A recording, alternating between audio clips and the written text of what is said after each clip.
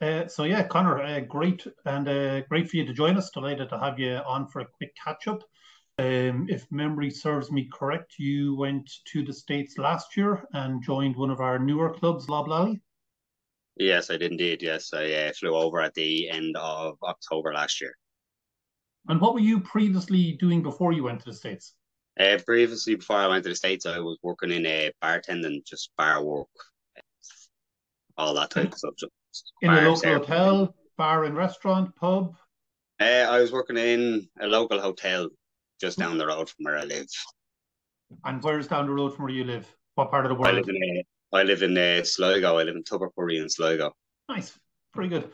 So big difference from what you were used to, say, bartending in a tub curry in Sligo to over in Loblolly in Florida?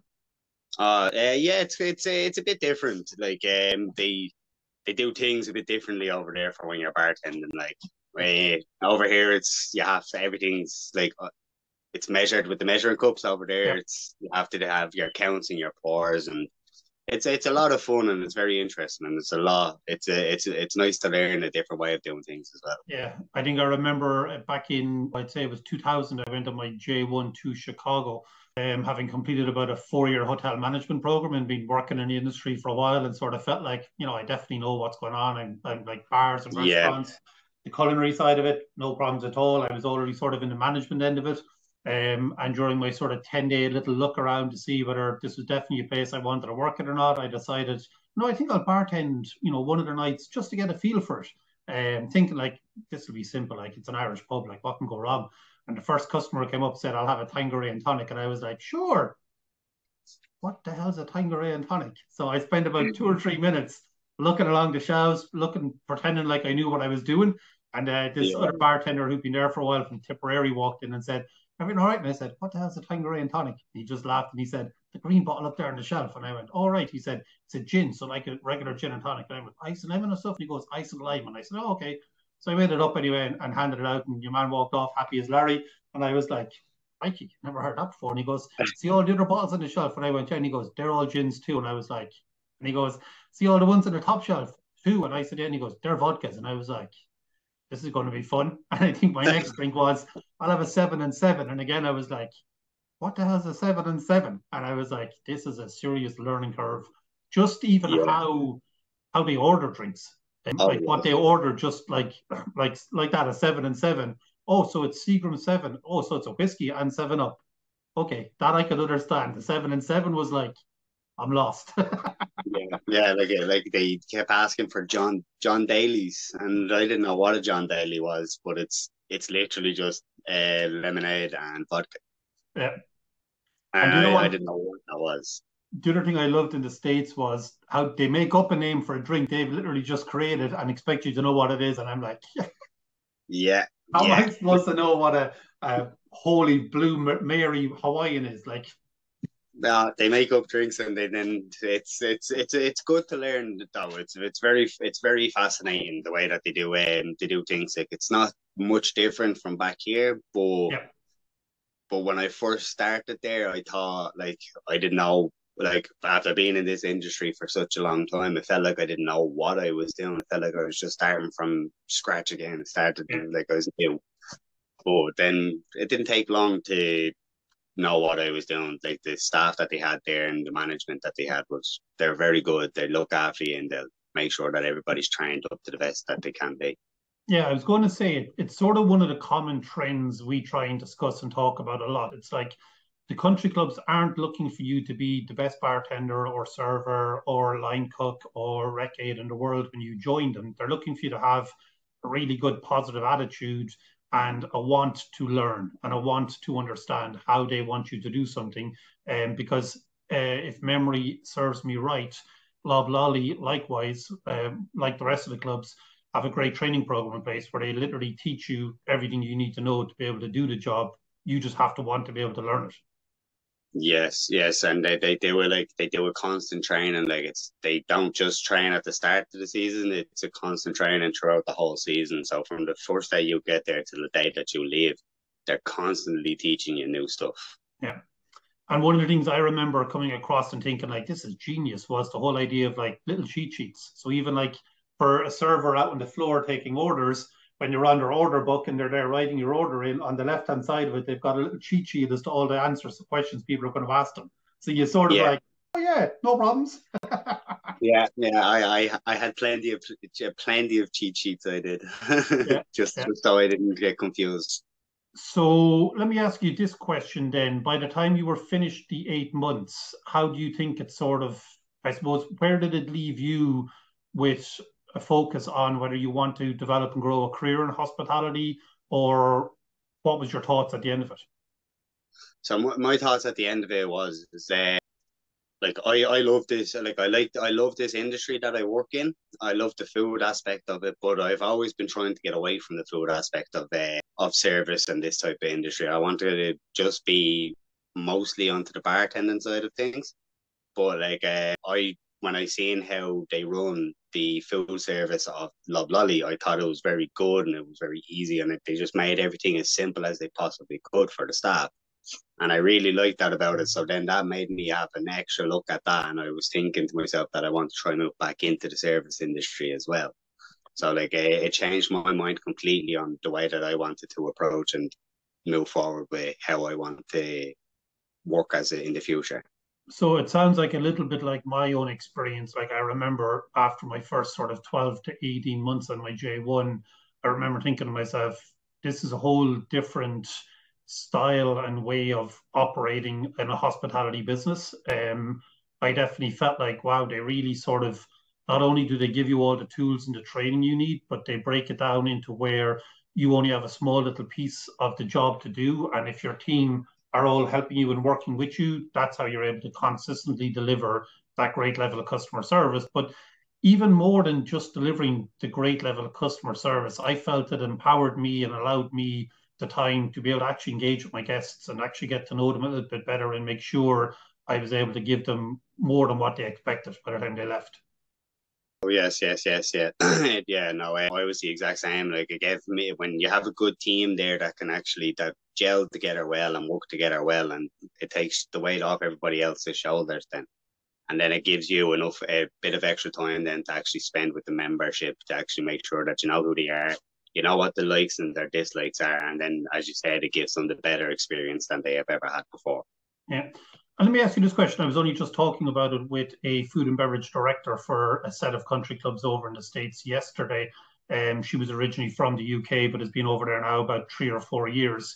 And we were just discussing like it's a whole different sector within the hospitality industry that a lot of people aren't even aware exists. And I suppose the differences of working in a country club environment as opposed to maybe working in a hotel environment or in a bar and restaurant environment. And we were both sort of just sharing different stories and opinions. And it sort of seemed to come back to like, if you truly are passionate about wanting to, A, know the people you're serving and be able to really sort of exceed their expectations and create, I suppose, a better relationship with them to where you really genuinely do know what they like and how they like things and what's really going to impress them. That whole country club setup, because you're dealing with the same, I suppose, set of guests who are ultimately the membership every day of the week, really allows you that ability to become part of something, not just serving another person who comes in through the door you might never see again. But yeah, no, yeah, it is a completely and utterly different aspect of this industry. Like you can, as you said, you get to know people from a day in and a day out basis. It's like when a membership comes in, is like you know who they are, you know what they want, and you know what their dislikes and their likes are. Like we've had a good few membership that in Loblolly, when they come in, they've already have an alcoholic beverage or a fizzy drink sitting in front of them because when they get in the door, you greet them, you give them your hellos, how are you, and then you go off straight away and you get them their drink that they Yeah, need. And then whatever food that they like, sometimes they might change it, but other times they're very repetitive. Like yeah, they like to eat and drink the same stuff constantly. They don't yeah. really like to break or change from their what they do on a daily basis. So it's It's very almost easy to like get to know them. it's almost like, oh, here's Mr. Kane, and I know he likes an Americano and a chocolate croissant in the morning, and here's his wife, and she loves a latte, but she loves an almond croissant, not a chocolate one. Let's just have it ready for them. Like, why do they Yeah. have to ask us every morning for the same order as opposed to us just handing it to them and letting them enjoy their day?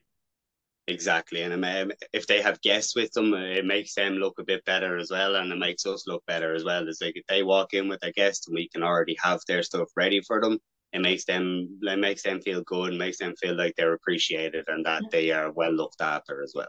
And like to be fair, Connor, it makes the job easier. That as well, Like, yes, it does. It makes the job a lot yeah. easier. Like if I know Mr. and Mrs. Kane want the same order every time they walk in, I don't have to go and Yeah, figure out and go through menu options and take orders. Like just go get them what they want and hand it to them and be like, see you there later. you go. Yeah. Exactly, and So they'll appreciate that as well. 100%. Let me take you back though and let me ask you this question. What made you decide to look into exploring going to the States in the first place, way back last year? Yeah, the thing that I wanted a different outlook on life. I wanted to look at life a bit differently than the way I was looking at it. It was like I had never really experienced life outside of Ireland and what Yep. was it going to be like in different cultures as well. Yep. So I was like, this would probably be the best opportunity for me to actually leave my own comfort zone and go to a Yeah. different country and And, to experience and meet new people. and I'm sure the fact it was sunny Florida instead of cold, wet, and wintry Ireland, it was like, yeah, that sort of helps. Yeah, yeah, that was definitely a bonus as well. So let me ask you this then. When you applied, what was the process like? Like, what was the most sort of challenging or frustrating, or was there a part of the process where you were like, oh, this is just painful having to do this? So the only panicky part or the frustrating part that I had throughout the whole process from start to finish was actually just trying to find the appointment times. It's just trying to get in the time for the appointments because there's so many people that are planning on going and have to do all their stuff, the same stuff that you have to. So Yeah. it's just a bit hard just to get a bit to get time to actually go and get your appointments and get them So sorted. the appointment for the medicals and the appointment for the embassy. Yes, yes, they were the only two things that actually made Yeah. me worry and panic. Yeah, and they're frustrating because you're only, as you said, you're one of a couple of 100,000 people trying to get into an embassy, and a calendar is up, and it's first come first served. I Exactly. think, and obviously, and it's you've gone through already at this stage about 6 months of a process, and it's like I just want to get to Florida. Yeah, yeah. You just at that stage at the end of it, you're just like, here, I just want to fly. I just want to go over. Just Yeah, to get me out of here now. That type of and stuff. But And let me ask you this question. The initial process before you even got to the interviews, I mean, you were part of the crew where we actually had you come through from our application into the assessment tests yes, and then into the video clips yeah, yeah. and then into the interviews with the clubs. Was there any part of that was like, this is, I mightn't Um, bother moving forward. This is just a bit of a pain in the backside. no, no. I thought when I from the moment I started the application really to the end, I was quite content. I thought everything was very. It was very explained. It was explained fairly well to people who were doing it, so people understood what they had to do and the time frame that they had to do it in, and everything went fairly smoothly, to be honest. And let me ask you this question because so this year we've sort of removed the assessment test feature just to see does it allow more people the comfortness to move forward and the opportunity. We've obviously kept in the video clip section into it for of all the obvious reasons we sort of share with people. But what was your take on recording the video clips? Recording the video clips. I don't know. To be honest, It I didn't was, have any problems doing it, and it was pretty good. I thought it was very good that like you got us to do it because then it got the clubs and people to actually look and see, like, would this person be the right fit from Yeah, my team and that type of yeah. stuff. So I thought the video clips was very good.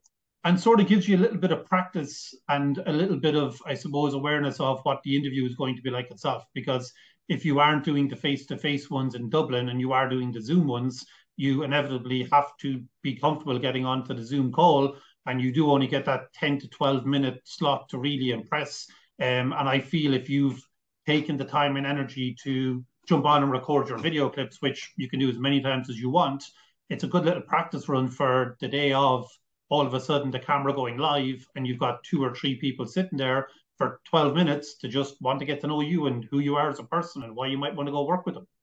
Yes, yes, they did give you it did give me a bit of practice for the actual interviews over Zoom. Like they sitting here with the video call, I got to actually have a small bit of practice and time to think about what I really wanted to say.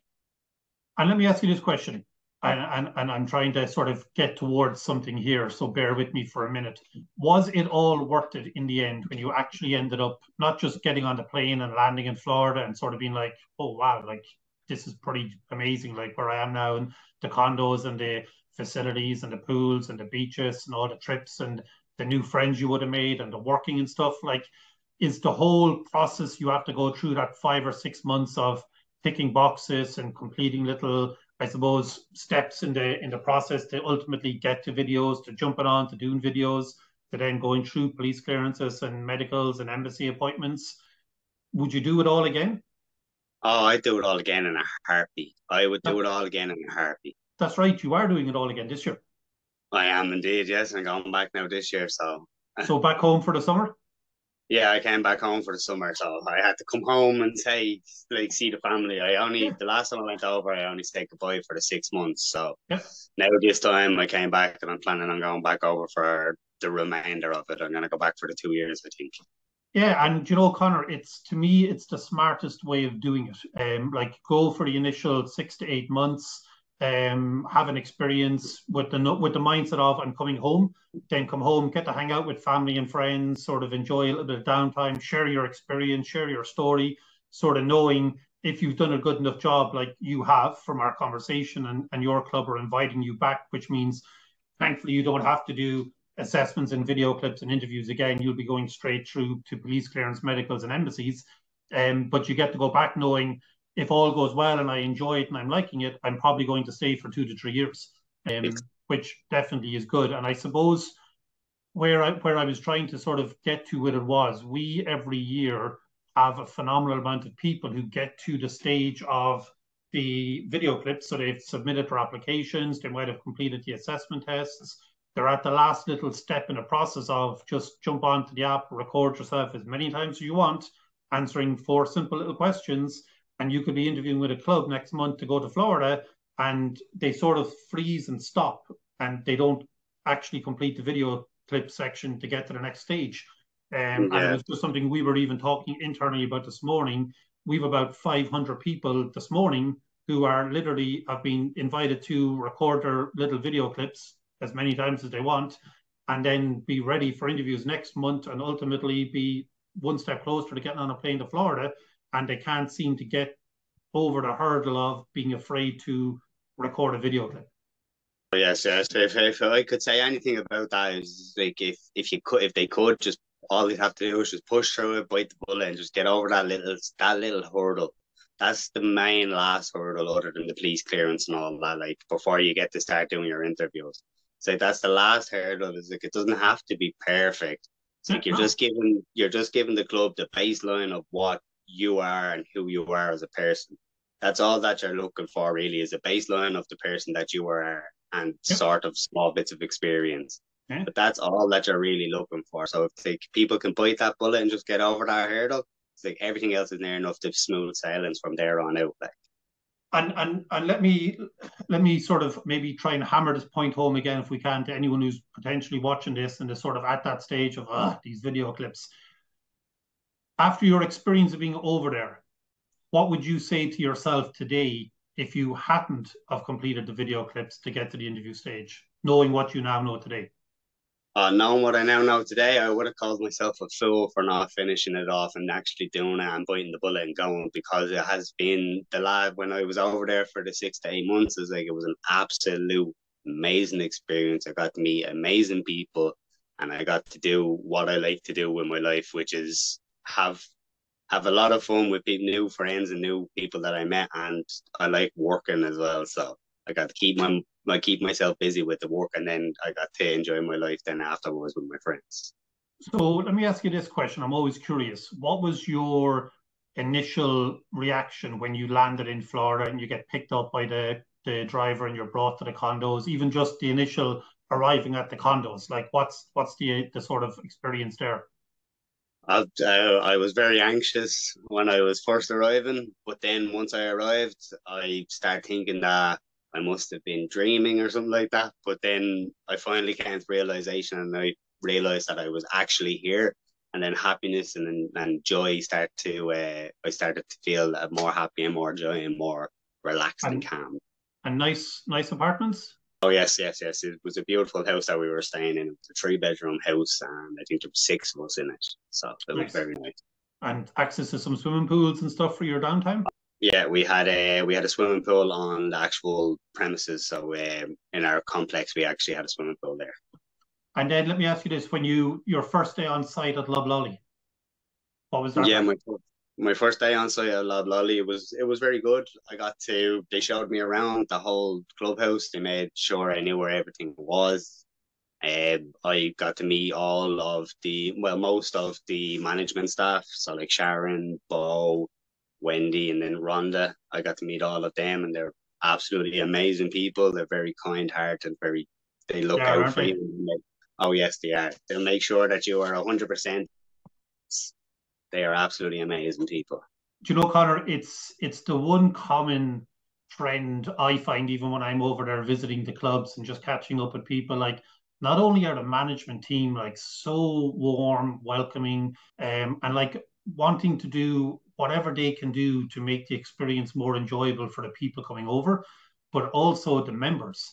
Like the members are so like appreciative. Even when I'm walking around, like they're no, it's just a guy from Ireland who sends us over all the people from Ireland. Oh my god! And they come up and like they genuinely say thanks. I mean, I'm like you don't get that experience in Europe to where either never mind a guest obviously wouldn't happen in a hotel, but like you wouldn't have owners or managers like genuinely being so grateful that you've provided them with a team that are going to obviously deliver great experiences to their guests. And I think it's that sort of level of genuine warmth and care and thankfulness and that sort of welcoming into their club. Even if I go every year, it's the same feeling.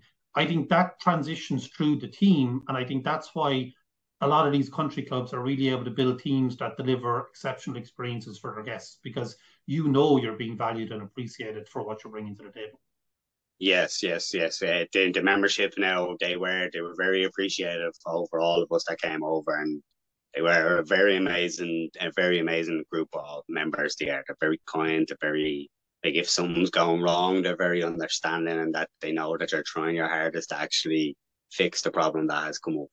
So they And are very, very nice. and that you're young and you're away from home probably for the first time and you might be missing family and friends and this is a whole new like shock to the system and I'm even sure like as much as you were able to research Lob Lolly online and as much as we provide you with information like what was that initial sort of feeling when you arrived at the club for the first time and you actually see this is where I'm working.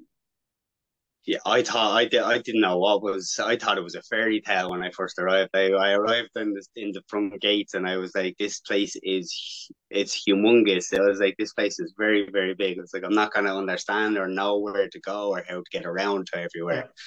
But after about a week or two, it was like I started to settle in properly, and I started to get my bearings of my surrounding area as well. So Yeah. it worked out very nicely for me. Every time I return home from my trip over to the States and catch up with the different clubs and stuff, anyone who knows me, like family or friends, or even the guys I golf with, are like, oh, here we go again, this guy going on about these country clubs. But it's like, even when I go to the same club year after year, like you get to that front gate and you're like, wow, like Yeah, yeah. this is impressive. Yeah. And Lob Um, Lolly's going to look even better now with their renovation that they're doing at the moment. So yeah. So it sounds like you're super excited to get back over. yeah, I can't wait to go back over. I really can't. I'd fly back over tomorrow if I could. What was the best experience, Connor? My best experience was actually the people I have made friends with from different countries while I was there. So like I made friends with a few people from South Africa, Scottish people, English people. I made friends with people all over. You get to experience a lot of new cultures and a lot of new ways of living Yeah, from meeting new people. And yeah, so I thought I was very close minded with because I've never really met people from like South Africa or anything like that. So I was very close minded to the way that the way that they'd act or the way that they'd go on. But then as soon as I met them, it was like I had a completely different outlook on absolutely everything around me. You know, it's probably, I would say, the one thing I'm most appreciative of for my 12 or 15 years between the States and the Caribbean as I was working in the industry myself was just that experience of meeting different people from different cultures and really like most of the times walking away going, wow, like we have it so easy in this country. Like we are so fortunate and so lucky to have the opportunities we have to be able to travel and work, not just in Europe, but you know, the fact that because I suppose Irish people have done such a great job over the years abroad, we're very welcomed and wanted in other countries. So yeah, so definitely like most of my good friends would all be from splashed around the world. Because that's sort of where I spent a lot of my time. So it's great to definitely I'm always very happy to hear people who've returned back and you know one of their highlights was the new friends they made. Oh yes, yes, yes. I'm very thankful with the people that I've met and very thankful of the friendships that I've made from Yeah. while I was in America. Any tips or advice you would give to anyone who's sort of in the process or even contemplating maybe it's something I might want to apply for or do? The only tip or advice that I could give people is like stick to it. Just make sure you get through your application and all this all the hard stuff before you go over it. Because once you go over, it's like everything will start to get a lot easier and you'll enjoy yourself a lot more. It's like people need to get out of their own countries and out of their own shells to actually experience and step out of themselves to make sure that they can actually have fun and experience new things. And let me ask you this question. If I was now hiring you to work for me here in Ireland in a hotel, what do you think did you learn over there that you would bring to the table and say, if we could just incorporate this, we'd have a much better guest experience? It would just be to looking after the guests. You pay more attention to them and make sure that all the little things that need to be done. So like when they get up off their table, refolding their napkins, it makes them feel like people are actually taking care of them. That's all it is. It's just need to be taken care of people a And lot better. And let's maybe think about that one for a second if we can, because I think what you're saying is probably spot on. But I think sometimes it's people in definitely that I would speak to working in the operations in Ireland or the UK would say, yeah, that's all great, and it's like, but we're busy, but we're short staffed. And I would always sort of try and go back and say, but if you really do create that environment where people are valued and appreciated, and you really do invest the time and energy into teaching them and training them, regardless whether they stay with you or not, and making sure that they understand how you want your guests to be taken care of. But then I think the real key to it is like you can't expect somebody to do everything. Like if you look at the service team within one of the restaurants, you have a hostess, I'm sure, who is meeting and greeting and seating people. You have your server who's engaging with them, as in menus or orders. You've got an assistant helping the server with maybe it's doing the resets or it's bringing the waters or the condiments. You've got a food runner who's bringing the food to the tables and making sure they get their ketchup or their mayos. You've got the assistant server checking back to see do they want to refill the drinks or coming down after a service.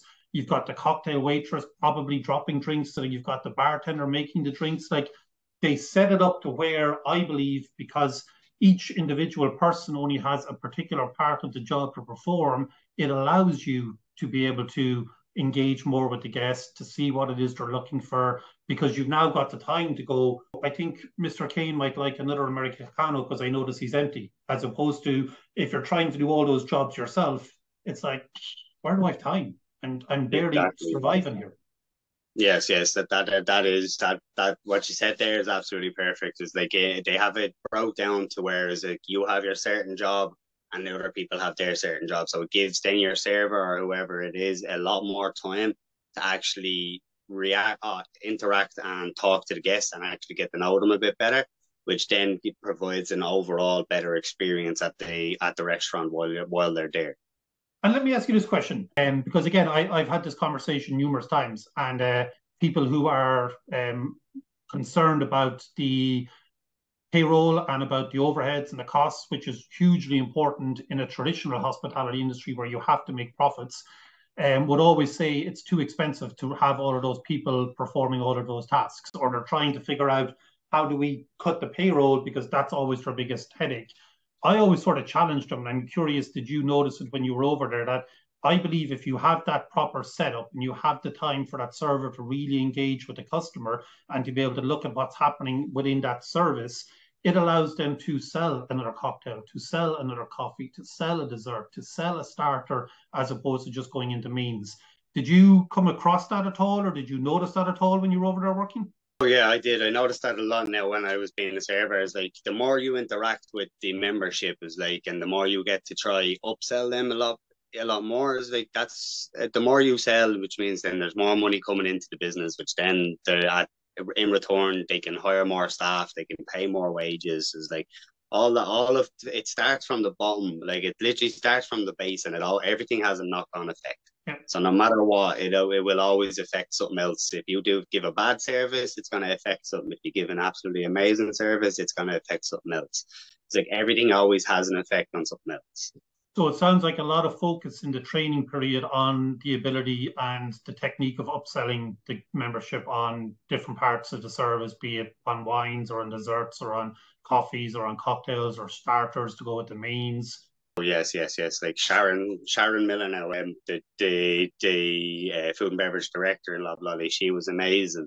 She sat us down because she has loads of degrees in wines and pairings and all that stuff. Yep. So she'd sit us down most of the time before when we were having our lunch, and she'd run through different types of wines and what it would be paired with, and like all the tannins and acidities and all that type of stuff. So Sharon is very, very good with all the training. Sharon loves to actually teach people about how to do things because she's amazing at doing it herself. Yeah, sounds amazing. So let me ask you this question then as well. Other than the friends you made, and it sounds like you've learned some great new, I suppose, techniques and skills, and probably even more important, it sounds like you've maybe got yourself a little bit reinvigorated to pursue a food and beverage career, maybe towards management as opposed to just looking at a beverage career. Would that be fair to say? That would be, yes.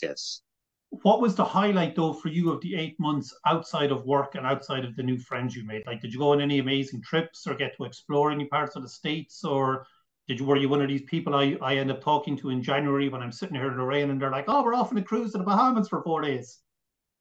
No, I just got to experience just going around Florida, just seeing new places again, going fishing, just doing Yeah. pastime things, just enjoying Nice. myself, relaxing, and just doing things that I wouldn't be able to do back here in Ireland. Like.